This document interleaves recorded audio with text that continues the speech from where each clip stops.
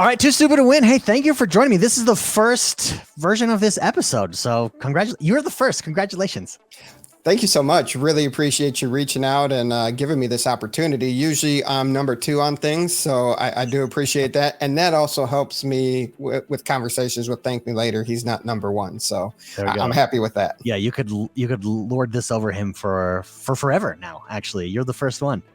Absolutely. He has the Genesis property. This is the Genesis episode of this series. I like that. Absolutely. Why don't we just start for players that may not know you or have heard of you? Who are you? How long have you been in Upland? Where you're from? How did you just discover Upland? Stuff like that. Okay. I'm too stupid to win. I joined January 5th of 2020. And I saw probably in December, I was seeing ads on Twitter and maybe Facebook, and they just kept coming. So after a while, I clicked on one of them. I'm like, I'll check this out because I understood where blockchain was going, and it just wasn't about cryptocurrency. It was, I understood where that was going. So I said, okay, I'll check this out. This is properties based off of real world addresses with transactions on the blockchain. And I finally bit and clicked on it and floated around San Francisco. And I'm like, okay. And I bought my first property. And then I said, what's the most expensive property for sale in San Francisco right now? So I jumped on realtor.com and I found a place on Scott Street. And then I went and bought that. And before I bought that, I was sitting there. I bought my properties that your introductory UpX would buy you. And then I did the math and I'm figured that it would take a very long time before I earned enough to buy another property. And I'm like, okay, I'll just become an Uplander. And I threw my money in to be an Uplander. I said, I'm not going to wait as this visitor, have to come back every 7 days. So I threw my money into being an Uplander. And then I bought my Scott Street property.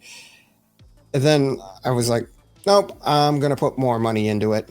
And floated around, bought a bunch of properties, not really knowing what I was doing. Sure. And then I realized the collections, started buying properties into the collections, started meeting people on Telegram. And yeah, it was that long ago. We were using Telegram, not Discord, but Telegram. And treasure hunting wasn't even around at the time. It was the OG. I mean, the fact that you could just float around and pick up properties willy-nilly shows you how early it was. Yes. Yeah. And then it started meeting members in the community and started forming little like chat groups on Telegram and working on strategies. And I really wanted the iconic San Francisco collection. There were some properties that were very nice, very large, but very expensive. And even going into seeking after those, I knew that the resale market for them would be select individuals early on in the game and maybe even later on in the game. But what I also knew was those 3 properties would generate a lot of income coming in the form of property earnings based off of that bonus being that collection. And the real life properties themselves were pretty cool architecturally. So I jumped on that, picked up my San Francisco Iconic collection and kind of rolled from there. In the first year, I put in between 18 and 20,000 in 2020. Oh, wow. Yeah, I went heavy into it really early, picked up, I had 1,000 properties in San Francisco, went over to New York when New York released, picked up the apartment building from Ghostbusters on Central Park. That's where awesome. Stay Puft Marshmallow Man climbs and they battle Zool. So yeah, I picked that up. I was excited for that one. There was just so much to pick up in New York, even in the bubble release. But yeah, and that was one of the things I've always tried to do was maximize my collections, maximize the return on property earnings. I have a goal of achieving 1 million UpX a month earnings from properties. I'm pretty close to that, and I do an update once a month of how I performed the previous month. My summer's been giving money to everybody else and buying cars, unfortunately. Yeah, and I know plenty of players have had plenty of success selling properties for US dollars, selling properties for UpX, and even the properties I just kind of want to hold on to. I don't need to flip them, and my ultimate strategy is just use property earnings to buy more, seek out the properties that are for sale under mint, buy those so you increase your percentage on your property earnings. Because if you have a property that you can buy for 8,000 UpX that really costs 10,000 UpX, you're getting a discount and you're getting your return on investment of 14.7% on that 10,000 UpX. And you paid less than that. So it just increases the amount that you earn on that property. And there's plenty of websites out there that help you. UpX World is starting to make a name for itself after it fell off from that whole fiasco. Yeah. You said a lot there. One thing I'm curious. You said why you were originally attracted to Upland. Once you got in, what kept you in Upland? Why did you decide then to go more heavy, to go big in Upland? Because it was simple at that point in time. My dealings in cryptocurrency was very limited, very small, and it was very frustrating because you'd have to put money in this to transfer it to that, to convert it to this, and to convert it to that, and then you have that, and then you pull it, then you finally have your crypto that you wanted, and then you probably don't want to store it on that platform because it might be a little suspect. So you got to pull it out to a hard wallet, and you needed your keys, and you needed this and that, and I'm like, okay, I get it. They record everything on the blockchain. I'm not one of the people that needed the true ownership that I have to have the keys, I have to have all that, but I thought it was cool that everything's recorded on the blockchain, so the transactions are legit. And yeah, so that's what kept me going, and it was easy. I can see the easy adaptation of other players once they got that, and the white paper was interesting and wanted to see where it went. And as they continued to release the different roadmaps early on in Upland, you were excited for the potential of it and the where the metaverse was going. So I really want to talk to you. I see you as a successful community builder in Upland. I think that's where you've had huge success. Myself, if I were to define you personally, I just see everything you're doing, connecting people. You've built your own show up. You have a factory now, and you're going the route of map assets and stuff like that. But how do you personally define success for yourself in Upland? What does success mean to you? Success for me in Upland is just being part of a community that enjoys working together, building out the community, developing the community. I enjoy bringing different people onto the show that we host every Thursday night. We stream live at 9:15 Eastern, and we've been doing it for 3 years. I enjoy bringing on the treasure hunters, the people that are grinding it out. We've had people doing special projects, people running different communities. I really enjoy doing that, and I enjoy, sharing tips and tricks and ideas and thoughts and bouncing ideas off of each other. Of course, you have your own personal goals. As I said, Upland's been very good to me. I track my earnings each and every day. Well, not each and every day, but I got a spreadsheet. Some months I'm really good at tracking it every day, but I do a good job of keeping it within the month so I can see my growth and I can see the trajectory. And I know since I started, I've earned over 30 million UpX in property earnings since January 2020. There's players that earn way more than that, but to me, that's successful in itself. I've earned more in UpX than what I put into the game. Then the next move is, maybe getting some of it out on US dollar, but I'm a long-term believer in Upland, and a lot of people have to look into one, it's a game. Two, you have to look on what's going on in the current economy, the current crypto market. There's a lot of factors that play into the US dollar value of it, and I just can't sell my properties for less than mint unless, I needed money. That's my thought on that. What is your long-term vision of Upland at this point? I see it as a very immersive place that is community driven. That was the nice thing. Well, it's still nice. The thing early on was the community, the people that you initially met that were initially playing the game. And because there wasn't much, San Francisco was the only place you could mint. It was wide open. I have a nice little area on the southeast side of San Francisco in the Bayview area. I got about 300 properties there. I call it my nice little slumlord city.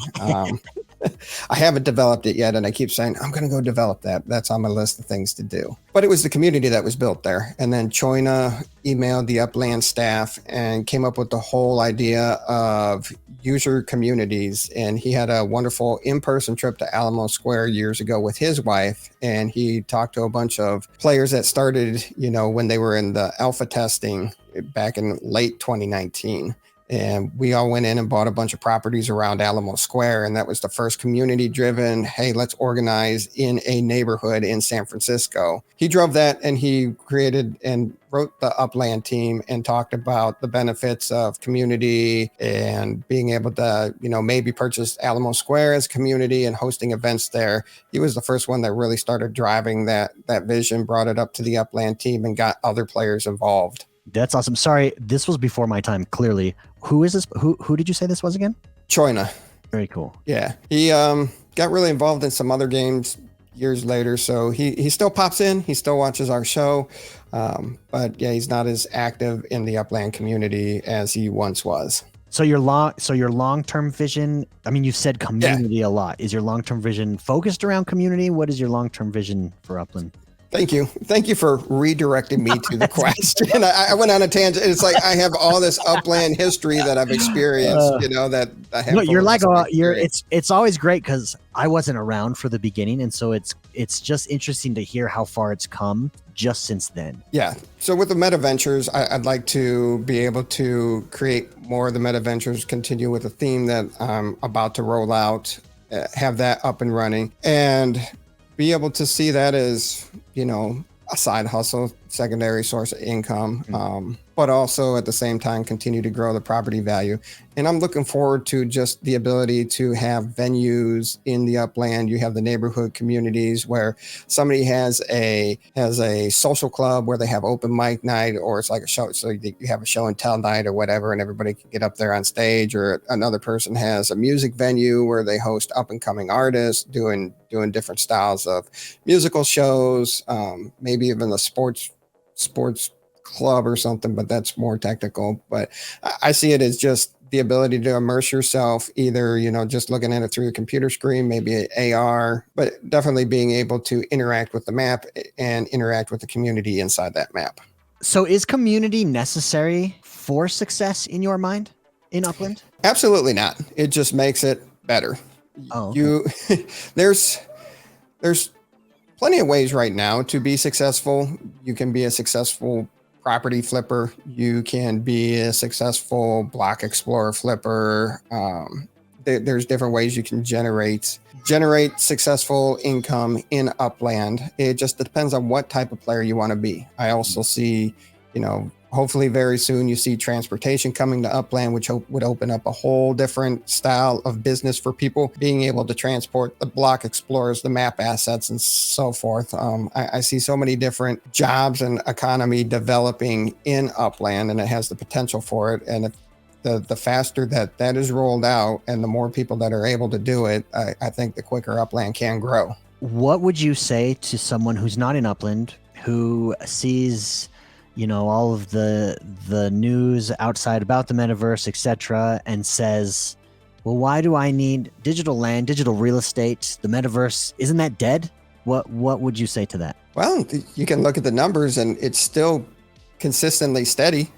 You would like to see the numbers grow a little more, but the metaverse is definitely not dead in Upland. There's a lot of exciting things going on along with the partnerships, and it's still early on, and you hear the success stories years later about I should have grabbed Apple at this price, or I should have grabbed Tesla at this price. We had a little investment club where we were learning about stocks years ago, and Tesla was $20, $15, and I was the biggest opponent of it, saying this is dumb, the guy doesn't make any profit, he's constantly in the red. And then while we were still learning about it, it shot up. I'm like, there's no reason it should be this high, and look at where it's at today. So yeah, I always relate that to that.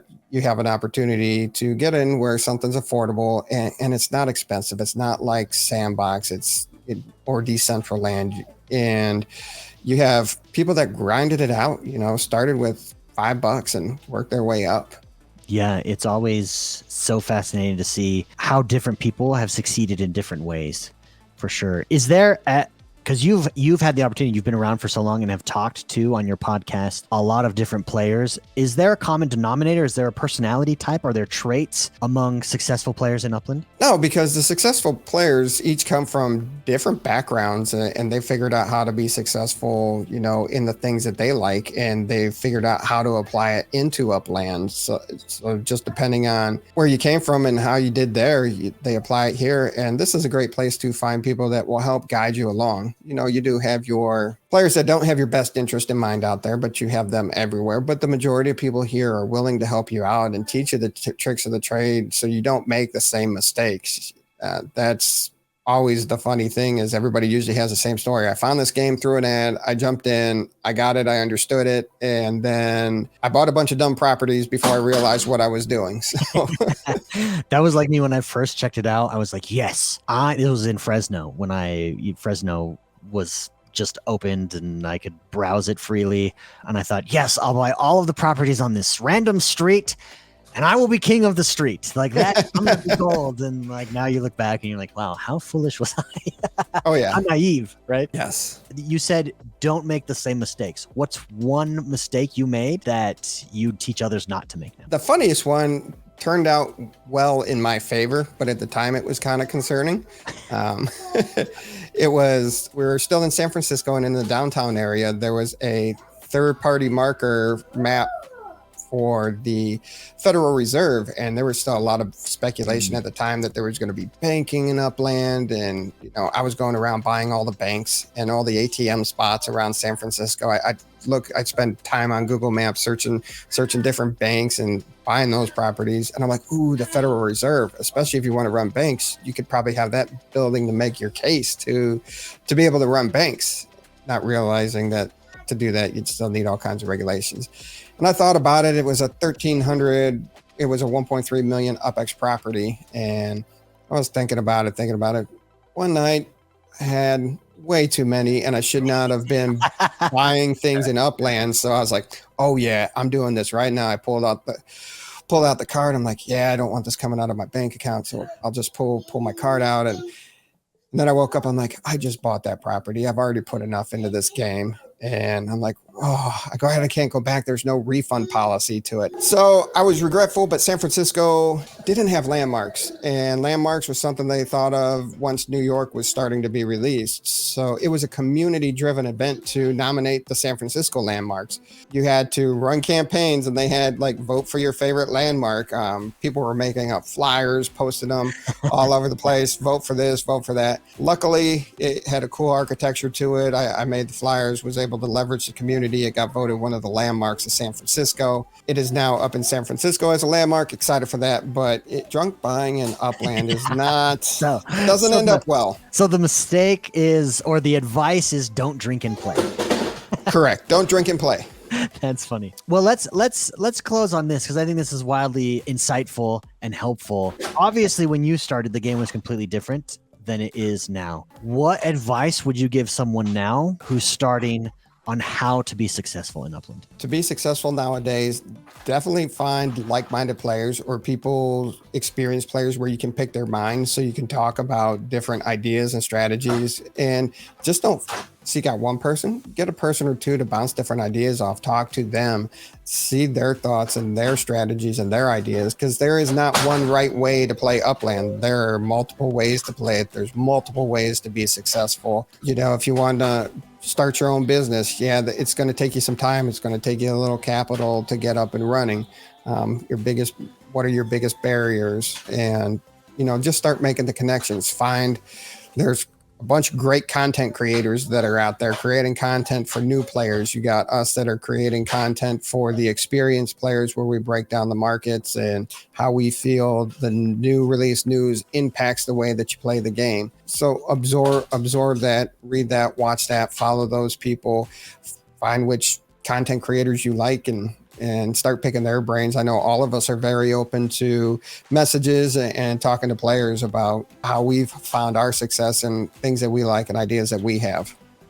Yeah, well said. So if you were to define your style, you are a maximize your property returns player. Correct. Yes. And so if I'm a new player and I'm looking at a handful of properties, what should I be looking for in order to implement your style of success, your style of play? Even in just maximizing your property earnings, you have a couple of styles. One, are you getting as many collections as possible? You can say, I'm going to get as many collections as possible with this amount of UpX, or you figure out that I can fill out this collection with this multiplier to it, and that gives me the better return than buying these couple collections. So it's just figuring out what you can afford and how to maximize each collection to the fullest. Too Stupid, thank you very much. This has been insightful. I hope you guys have enjoyed it. This is our first of many. And where can players find you if they want to hear more from you? Yeah, you can find us on YouTube at the UpX Podcast. We broadcast live every Thursday night. You can find us on Twitter at UpX Podcast. You can find me on Twitter at 2STUPID2WIN, Discord, or even hit me up in game. X1, thank you so much for letting me be the first. And how do you like that? Thank me later. You are not first. And definitely check out the show. Thank me later. Started playing the game 3 weeks after me. So yeah, I started playing before you too. Thank me later. It's just always about the one-ups with them. But yeah, no, absolutely. We make a great host and we make great co-host of a show, and we give you different ideas and thoughts and some friendly banter, and we've developed our own little inside jokes that after listening and watching us for a while you get to. So it's always fun and enjoyable. So check us out on Thursdays, or just find the replays on YouTube. We're definitely there. Or if you're not into watching YouTube, we're on all the platforms for podcasts. So yeah, and thank you everybody for tuning in. If you like this and you like what we're doing here, hit that like button and make sure you subscribe if you haven't. Also, let us know in the comments who you'd like us to talk to next, because Too Stupid is kicking us off here with the #1, get to know successful players in Upland and Upland success, and it's a blast. So let us know in the comments below, and we'll see you guys next time.